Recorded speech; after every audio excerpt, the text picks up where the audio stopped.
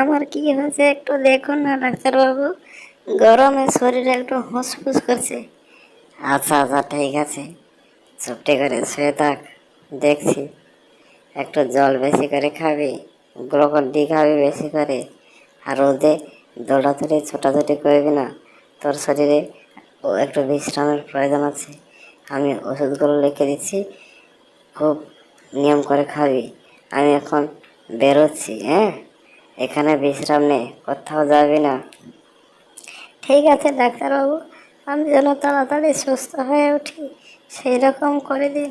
ঠিক আছে ঠিক আছে, কোনো চাপ নেই, হয়ে যাবি, ঠিক হয়ে যাবি। আমি এখন বেরোচ্ছি। নার্স, ওষুধগুলো দিয়ে দাও। আচ্ছা ডাক্তারবাবু, ঠিক আছে। আমি এখন বাইক নিয়ে বেরোচ্ছি, আরও আমাকে রোগী দেখতে হবে, খুব চাপের ব্যাপার। ঠিক আছে ডাক্তারবাবু, সবাই একটু খেয়াল রাখো, আর একটু ওদিকে কি হচ্ছে একটু দেখাশোনা করো। আমি যাচ্ছি।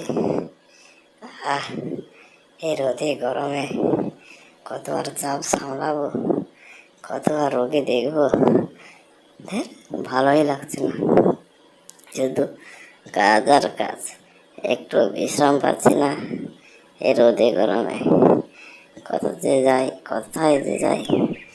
আহ, এই প্রাকৃতিক দৃশ্যটা তো খুব ভালো, খুব ভালোই লাগছে।